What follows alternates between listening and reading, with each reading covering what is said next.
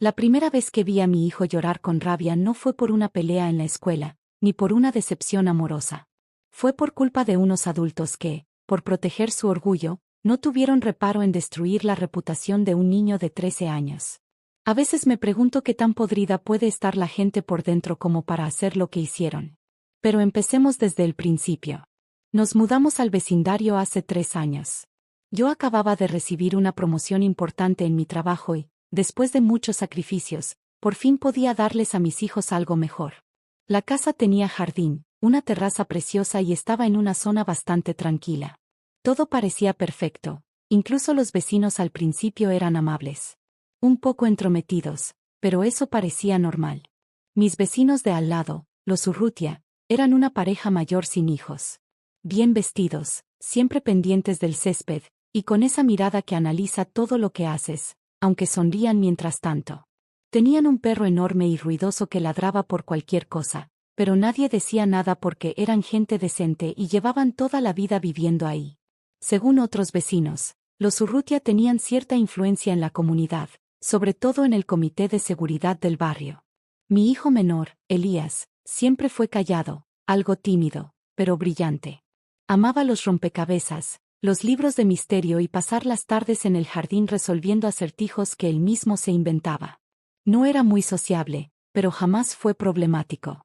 Por eso, cuando una tarde regresé del trabajo y lo encontré encerrado en su cuarto, con los ojos hinchados y el rostro desencajado, supe que algo serio había pasado.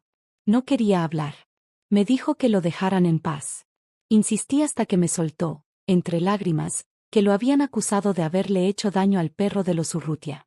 Que él solo pasaba por el frente de su casa de camino a la tienda, cuando el perro empezó a ladrarle, y que al día siguiente, la señora Urrutia salió gritando que lo había pateado, que lo había provocado y que era un niño peligroso. Me fui directo a la casa de los Urrutia con el corazón acelerado. Toqué la puerta sin parar hasta que me abrió la señora, con esa cara de mármol que siempre tenía. Le pedí que por favor me explicara lo que había pasado y, sin mirarme a los ojos, dijo que ella había visto a Elías levantar la pierna como si fuera a patear al perro. Que el animal estaba muy nervioso desde ese día y que lo mejor sería que controláramos a nuestro hijo. Traté de mantener la calma, lo juro. Le pregunté si tenía alguna prueba, si alguien más lo había visto. Se limitó a encogerse de hombros y decir que no hacía falta, que ella lo había visto con sus propios ojos. Al día siguiente, recibí una llamada del comité del vecindario. Querían hablar sobre el comportamiento de mi hijo. Ni siquiera lo habían escuchado a él. No les importaba. A partir de ahí, todo se volvió una pesadilla. Elías dejó de salir. Los otros niños empezaron a alejarse de él. Algunos padres incluso cruzaban la calle al vernos. Todo por una mentira. Intenté defenderlo. Envié una carta al comité. Pedí una reunión para que mi hijo pudiera hablar. No me escucharon. Para ellos, si los Urrutia lo decían, debía ser cierto. Elías se apagó. Y yo me llené de una rabia que me costaba contener. Me pasaba las noches dándole vueltas, buscando formas de demostrar que todo era un error. Pero no había cámaras, no había testigos, solo la palabra de mi hijo contra la de una pareja respetada. Hasta que un día, ocurrió algo que lo cambió todo. Fue una tarde cualquiera. Elías había salido al jardín por primera vez en semanas. Lo vi desde la ventana. Estaba sentado en el césped con una pequeña libreta, escribiendo algo. Me acerqué a preguntarle si estaba bien, y me dijo, estoy haciendo un plan, mamá. No me voy a dejar de esa gente. Al principio pensé que era solo una forma de desahogarse. Pero no. Él hablaba en serio. Y lo que hizo después, cambió por completo la percepción que todos tenían de él. Esa noche me quedé pensando en lo que Elías había dicho. Estoy haciendo un plan. Me preocupó, claro que sí. Era un niño inteligente, demasiado para su edad, pero también era impulsivo cuando se sentía herido. Intenté hablar con él, pero solo me respondió con una sonrisa tranquila y esa mirada que me daba escalofríos, como si supiera algo que yo no. Durante los días siguientes, noté que volvía a ser el mismo de antes, pero con un aire distinto. Más serio, más concentrado. Pasaba horas en su cuarto, escribiendo, investigando en la tablet, revisando papeles. No me decía qué estaba haciendo, solo me pedía que confiara en él. Lo dejé. Sentí que, de algún modo, estaba sanando. Jamás imaginé que lo que estaba tramando era una venganza tan perfectamente orquestada. Una tarde, llegó del colegio con una sonrisa enorme. «Mamá, ¿me ayudas a imprimir unas cosas?», me dijo.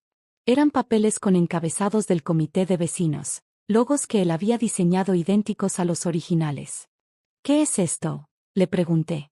Me respondió muy tranquilo: «Es información pública. Está en la página web del barrio. Solo la estoy organizando para que todos la entiendan mejor». Me preocupé, no te voy a mentir. Pero también me intrigó. Así que me senté a leer lo que estaba imprimiendo y me quedé helada. Había estado investigando a los Urrutia. No con malas intenciones, al menos no al principio, sino por curiosidad. Descubrió cosas que a mí me habrían pasado por alto. Resulta que los Urrutia no eran tan ejemplares como todos creían. Años atrás, habían sido multados por maltrato animal en otro barrio. Tenían otro perro, que desapareció en circunstancias extrañas. También habían sido denunciados por acosar a una vecina por ruidos molestos que, según se comprobó, eran infundados. Todo eso estaba en registros públicos, que cualquiera podía consultar, solo que nadie lo hacía. Elías juntó todo eso en un pequeño boletín. Usó un lenguaje sobrio, formal. Nada que pudiera parecer calumnia. Solo información de interés para la comunidad, como lo tituló. Lo imprimió en hojas blancas, dobladas con cuidado, y las metió una por una en los buzones de cada casa de la cuadra. Yo no sabía si detenerlo o aplaudirlo. Le dije: «¿Estás seguro de esto? Puede meternos en problemas». Me miró y me contestó: «Ellos me metieron en problemas a mí. Yo solo estoy devolviendo el favor, con hechos». Al día siguiente, explotó la bomba. Recibí llamadas desde temprano.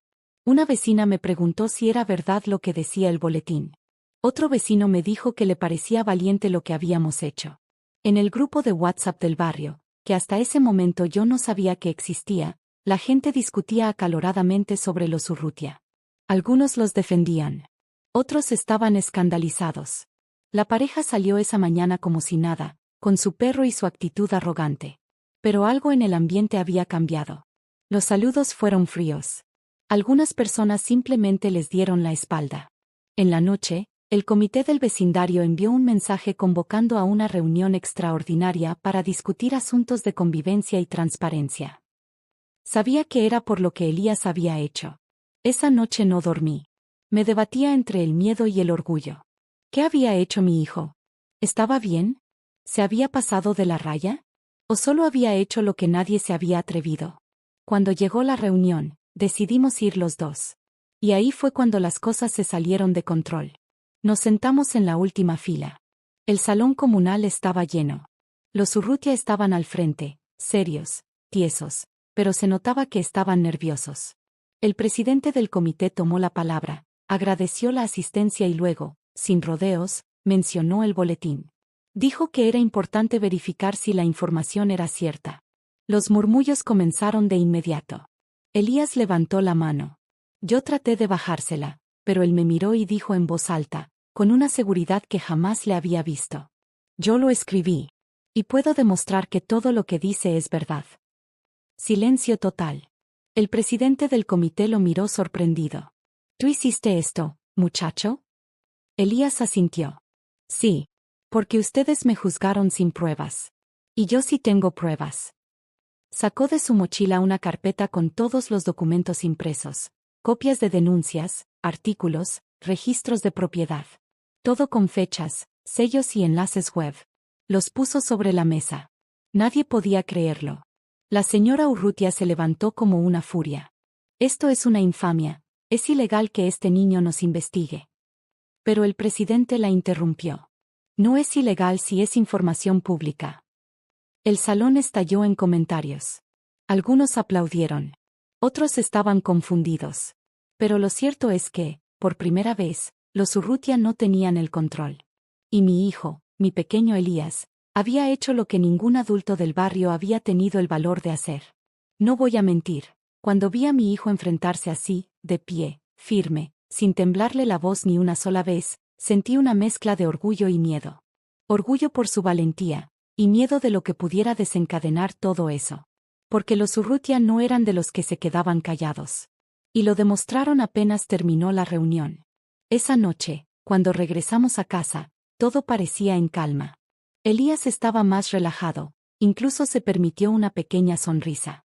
Me dijo que por fin sentía que lo habían escuchado. Yo intenté mantener la tranquilidad, pero algo en mí me decía que esto no había terminado. Y no me equivoqué. A la mañana siguiente, encontramos la puerta del garaje rayada. Con algo metálico habían escrito mentiroso. En mayúsculas. También había huellas de barro sobre el césped recién cortado y, lo más perturbador, una bolsa con papeles rotos, las copias del boletín que Elías había repartido, como si alguien los hubiera recogido solo para devolvernos su desprecio. Llamé a la policía. Vinieron, tomaron nota, pero al final solo dijeron que sin cámaras o testigos no podían hacer nada. Me ofrecieron una queja formal, pero yo sabía que no iba a servir de mucho. Y Elías, bueno, lo vi tambalearse un poco. Le temblaban las manos cuando sostenía su taza de chocolate caliente. No importa, me dijo. Ya todos saben lo que son. Los días siguientes fueron tensos.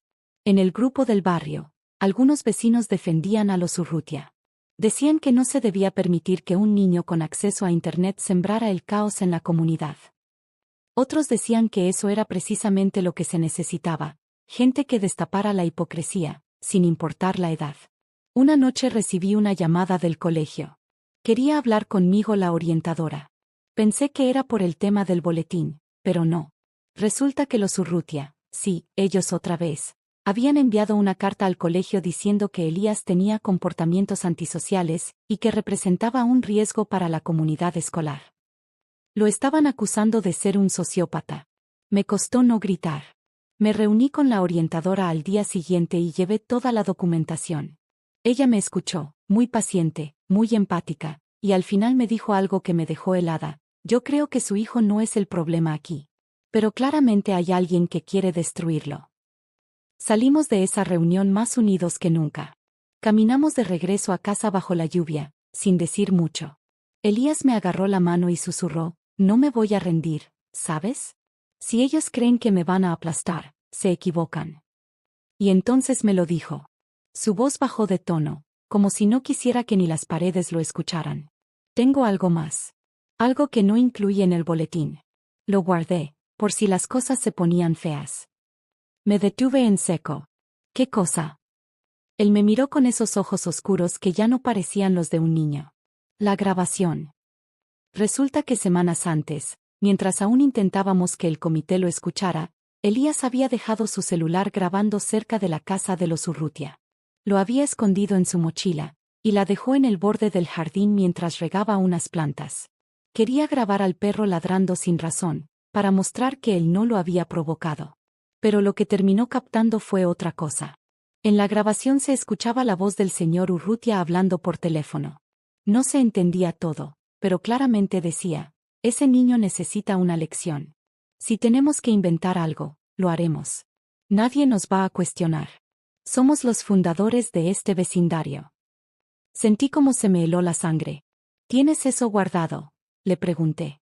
Él asintió. En una carpeta en la nube. Y en una USB que escondí por si intentan meterse a la computadora. No sabía si abrazarlo o regañarlo. ¿Qué niño piensa así? ¿Qué niño se protege como si viviera en una novela de espías? Pero también, ¿qué madre no lo entiende, cuando ve que su hijo ha sido atacado sin razón? Esa noche supe que no podíamos seguir reaccionando. Teníamos que actuar. Le pregunté qué pensaba hacer con la grabación. Me respondió, sin dudar, esperar el momento perfecto. Y ese momento llegó antes de lo que imaginábamos. Una semana después, el comité organizó una segunda reunión. Esta vez, a puerta cerrada. Solo miembros registrados podían asistir. Pero eso no detuvo a Elías. Porque lo que pasó en esa sala, esa noche, fue el inicio de la caída definitiva de los Urrutia. Y Elías se encargó de que nadie lo olvidara. Nunca imaginé que mi hijo de 13 años sería capaz de planear algo tan preciso, tan meticuloso, y tan devastador. La segunda reunión del comité se realizó un viernes en la noche. Había tensión en el aire desde temprano.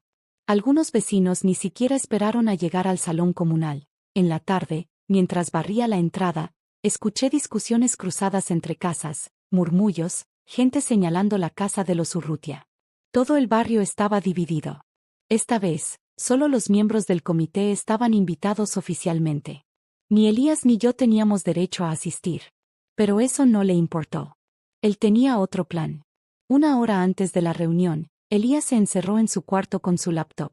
Yo pensaba que estaba nervioso, tal vez frustrado por no poder asistir, pero cuando entré a preguntarle si quería cenar, lo encontré ajustando el micrófono de unos audífonos y revisando una ventana de transmisión en vivo en su pantalla.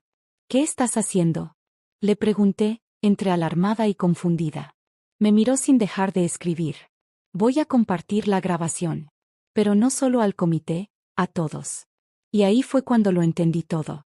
Resulta que uno de sus amigos del colegio, uno que vivía a una cuadra de la casa de los Urrutia, sí tenía a su mamá en el comité. Y a través de ella, Elías había conseguido acceso al enlace privado de la reunión virtual, porque sí, aunque era presencial, algunos miembros conectaban por Zoom. Elías entró al enlace como si nada, con otro nombre, silencioso, invisible, hasta que decidió lo contrario. A las 8:14 de la noche, cuando la reunión estaba en plena discusión sobre las medidas para mantener la seguridad en el barrio y justo cuando el señor Urrutia hablaba con su voz grave y firme sobre los jóvenes que necesitan límites y consecuencias, se escuchó un clic. Y de pronto, sin que nadie lo esperara, una grabación comenzó a sonar desde la reunión compartida. Ese niño necesita una lección. Si tenemos que inventar algo, lo haremos. Nadie nos va a cuestionar. Somos los fundadores de este vecindario. El silencio fue inmediato. Unos segundos de absoluto desconcierto. ¿Qué fue eso?, preguntó alguien en voz baja. ¿Quién puso eso?, exclamó otra persona, ya alterada. Pero antes de que pudieran cortar la transmisión, Elías activó su micrófono. Su voz sonó clara, firme, sin una pizca de miedo. Mi nombre es Elías Rivas. Tengo 13 años. Y esa grabación es del señor Urrutia, hablando en su jardín, justo después de acusarme falsamente. Lo hice para demostrar que estaban mintiendo. No quería hacer esto, pero me dejaron sin opciones. Ustedes no me escucharon. Solo escucharon a ellos. Entonces lo desconectaron. Yo me quedé mirándolo, en shock. No supe qué decirle. Él simplemente cerró la laptop, se quitó los audífonos y me dijo, ya está. En ese instante, sonó mi celular. Era Mariana, la vecina del frente. Me dijo con la voz entrecortada. ¿Tú sabías lo que tu hijo iba a hacer? Todo el grupo lo escuchó. Eso fue increíble. Fue como una bomba en mitad del salón. No colgaba una llamada cuando ya tenía otra. Y otra. Y otra. En menos de 10 minutos, el audio ya estaba circulando en varios chats del barrio. Alguien lo había grabado desde su pantalla y lo subió a Facebook. Otra persona lo compartió por correo. Se volvió viral, al menos dentro de nuestra pequeña comunidad. Esa misma noche, un grupo de vecinos fue hasta la casa de los Urrutia. No fue violento ni nada parecido, pero sí fue firme. Les exigieron una explicación. Algunos les reclamaron abiertamente por haber manipulado a todos. Les pidieron que renunciaran al comité, que pidieran disculpas públicas. El señor Urrutia intentó defenderse, pero la grabación era clara. No había forma de sacarle una interpretación ambigua. Elías los había enfrentado con la única arma que no se puede discutir, la verdad grabada en su propia voz. Al día siguiente, recibimos una carta anónima debajo de la puerta. Solo decía, gracias por no dejarte aplastar. Nos enseñaste a no quedarnos callados. Y entonces empezó la parte más inesperada de todas. Los Urrutia comenzaron a aislarse. Dejaron de salir al jardín. Ya no paseaban al perro. Cerraban las cortinas. Alguien dijo que estaban pensando en vender la casa. No puedo confirmar eso aún, pero lo que sí es cierto es que, por primera vez, no eran ellos quienes decidían las reglas en el vecindario. Y mi hijo, bueno, lo verías ahora y no lo reconocerías. Camina erguido. Sonríe. Los niños volvieron a hablarle, a invitarlo a jugar. Incluso una madre le pidió disculpas públicamente en una reunión del colegio por haber creído todo sin preguntar. Fue ahí cuando me dijo algo que no voy a olvidar nunca. Mamá, si ellos no me hubieran acusado, nunca habría aprendido de lo que soy capaz. Y ahí supe que su venganza no fue solo contra los Urrutia. Fue contra la injusticia de que nadie le creyera. Y aún quedaba una última pieza del plan. Esa última pieza me dejó en silencio cuando Elías me la contó. Una noche, mientras cenábamos, como si fuera cualquier martes tranquilo, me dijo con voz serena, como si hablara del clima. Ya casi termina todo. Solo falta lo del archivo oculto. ¿Qué archivo oculto? Pregunté, dejando el tenedor a un lado. El de los pagos. Lo de la administración. Los gastos del comité. Lo encontré hace semanas en la web interna del vecindario. Y ahí me di cuenta de que mi hijo había ido mucho más lejos de lo que imaginaba. Resulta que, desde que comenzaron a ignorarlo y a proteger a los Urrutia, él se puso a investigar todo lo relacionado con el comité del vecindario. No solo grabó el audio, no solo expuso la mentira, sino que también se dedicó a analizar cada recibo, cada acta, cada publicación que aparecía en la web interna. Él mismo dijo, cuando te ignoran tanto tiempo, te vuelves experto en mirar lo que los demás no ven. Y encontró algo extraño. Durante los últimos 2 años, el comité había aprobado varios gastos para mantenimiento del parque infantil, reparación de luminarias, redecoración del salón comunal. Pero Elías descubrió, con fotos tomadas por él mismo, que muchas de esas cosas nunca se habían hecho. Las lámparas seguían fundidas. El parque tenía las mismas grietas en los columpios. El salón estaba igual desde hacía años. Entonces comparó los reportes. Y encontró algo peor. La empresa que aparecía como proveedora principal de esos servicios era una constructora registrada, a nombre del cuñado del señor Urrutia. Elías no dijo nada. Solo archivó. Guardó. Comparó. Verificó. Como si estuviera armando un rompecabezas que nadie más sabía que existía. Y ahora, después del escándalo de la grabación, después de que los Urrutia perdieran su poder frente al vecindario, Elías quería dar el golpe final, exponer el posible desfalco. Intenté convencerlo de que lo dejara así. Ya hiciste suficiente, le dije.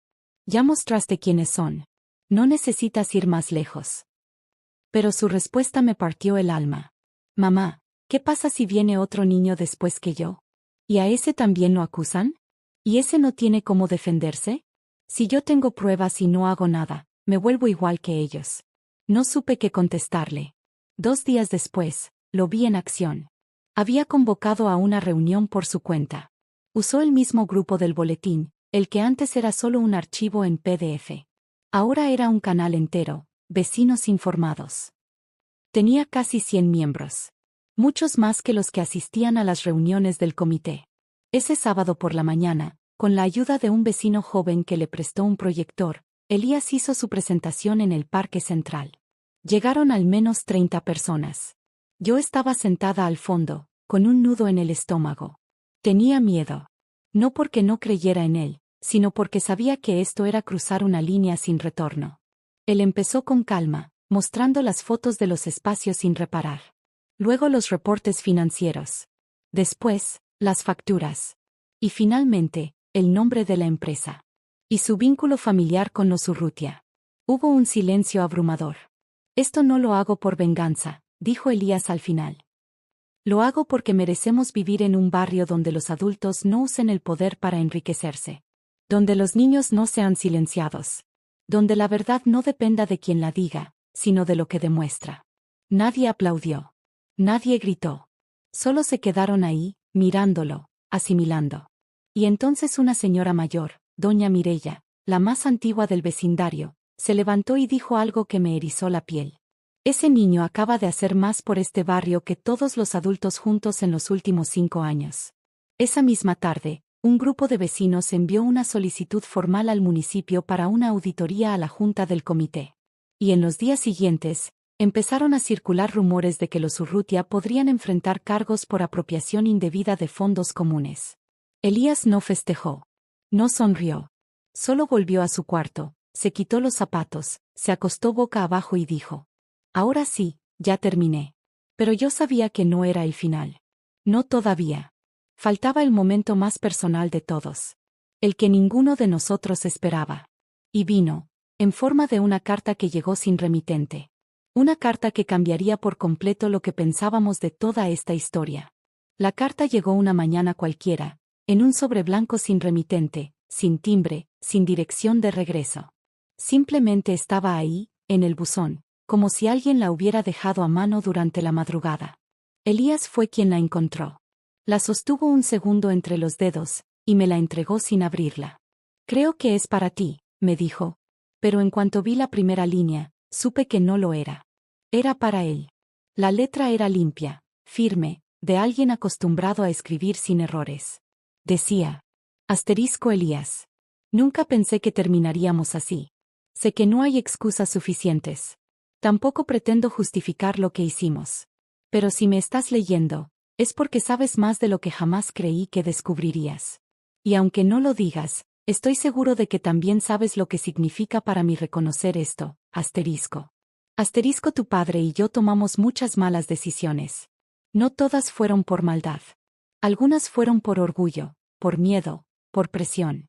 Pero tú, con solo 13 años, tuviste más integridad que nosotros juntos, asterisco. Solo puedo decir que me arrepiento profundamente. De haber permitido que te vieran como un enemigo. De no haber frenado a tu padre cuando todo se salió de control. De no haber dicho la verdad cuando aún podía hacerlo sin vergüenza. Asterisco, te debo una disculpa. No solo como vecina, sino como madre, porque tú y mi hijo alguna vez fueron amigos. No espero que me perdones. Pero sí quiero que sepas que, gracias a ti, decidí hacer lo correcto. Ya hablé con las autoridades. Ya entregué los documentos. No sé qué va a pasar con nosotros, pero tú mereces saber que tu lucha no fue en vano, asterisco. Atentamente. Julia Urrutia. Sí. La esposa del señor Urrutia. La madre de Darío. Mi corazón se aceleró. Elías no dijo nada durante varios minutos. Se sentó en el borde del sofá con la carta en la mano. Luego la releyó. Y finalmente, solo dijo: ella lo sabía todo. Asentí. Sabíamos que Julia era más callada, más reservada. Siempre estaba a la sombra de su esposo, en las reuniones, en las decisiones. Pero jamás pensamos que estuviera al tanto de toda la podredumbre, y menos aún que decidiera romper con él. Esa carta no solo confirmaba lo que ya habíamos sospechado, que había dinero mal manejado, favores cruzados, silencios comprados. También mostraba algo mucho más humano y complejo, que incluso en el centro de una familia corrupta puede haber alguien luchando con su conciencia, aunque llegue tarde. Al día siguiente, nos enteramos de que Julia había salido de la casa con su hijo. Nadie los volvió a ver. No sabemos si se fueron del país, si están en casa de familiares, si lo hizo para protegerlo, pero se fueron. Y eso bastó para que el resto de la historia se cayera como un castillo de naipes. Las autoridades municipales llegaron esa misma semana. Auditores, inspectores, una visita de control al comité. Se encontraron irregularidades suficientes como para iniciar un proceso penal. Y el señor Urrutia, ese hombre que caminaba como si el barrio le perteneciera, fue citado a declarar. Lo vi salir de su casa con el rostro apagado. Ya no llevaba traje. Ya no saludaba. Ya no alzaba la voz. Los vecinos comenzaron a hablar entre ellos con más libertad. Se formó una nueva junta provisional. Elías, por supuesto, no podía formar parte oficialmente, pero todos sabían que sin él, nada de eso hubiera pasado. Una tarde me pidió salir solo al parque. Lo dejé. Lo vi desde la ventana. Caminaba despacio, con las manos en los bolsillos, como quien carga muchas cosas en la cabeza. Cuando volvió, me abrazó sin decir palabra. Y entonces me confesó algo que llevaba guardando desde el principio. ¿Sabes por qué hice todo esto, mamá? Claro, le respondí. Por justicia. Porque era lo correcto. Él negó con la cabeza. Lo hice porque pensé que si no me defendía yo, nadie más lo iba a hacer. Y esa frase me atravesó como un puñal. Durante meses había vivido sintiéndose solo, acusado, aislado. Y solo después de luchar, de exponer, de hablar fuerte, fue que logró que lo escucharan. No como un niño rebelde, sino como alguien que merecía respeto. Pero aún faltaba una última verdad. Una que ni siquiera él había visto venir. Una que estaba por descubrirse, gracias a una conversación que yo misma tuve años atrás, y que jamás pensé que tendría algo que ver con esta historia. Esa conversación la había enterrado en algún rincón de mi mente. La olvidé porque en su momento no parecía tener importancia. Pero todo volvió como un golpe seco al corazón cuando vi una foto antigua, justo el día después de la carta de Julia. Estaba ordenando una caja con documentos viejos del colegio de Elías, boletines, dibujos, notas, cuando encontré una foto grupal de un campamento infantil. Ahí estaba Elías, de unos 7 años, abrazando a un niño sonriente, más alto que él. Y detrás, en segundo plano, un adulto con gafas oscuras, mirada seria y brazos cruzados, el señor Urrutia. Me quedé helada. No por él, sino por lo que recordé. Ese campamento lo organizó la escuela junto con algunos padres voluntarios. Y yo, aunque trabajaba tiempo completo, fui a una de las reuniones preparatorias. Recuerdo que me llamó la atención un comentario que hizo uno de los padres en voz baja. Ese tipo siempre encuentra formas de meter mano donde no debe.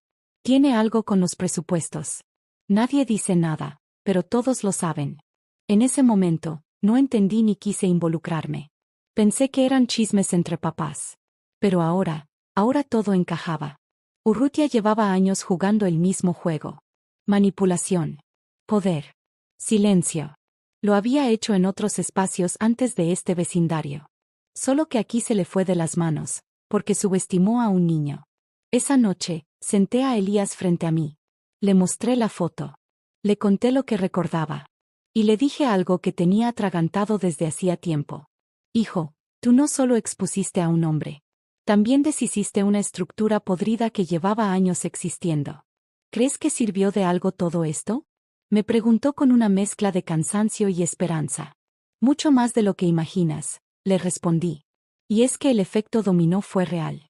Tras la intervención de la auditoría, no solo se removió al comité corrupto, sino que se creó un nuevo reglamento para la administración vecinal. Se estableció participación juvenil en las decisiones del parque y espacios públicos.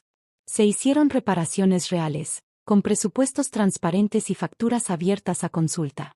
Elías fue invitado a contar su historia en una asamblea educativa local. Lo llamaron de una fundación para jóvenes líderes. Y lo más impactante, el mismo colegio donde una vez lo aislaron, lo reconoció públicamente por su valentía y capacidad de análisis.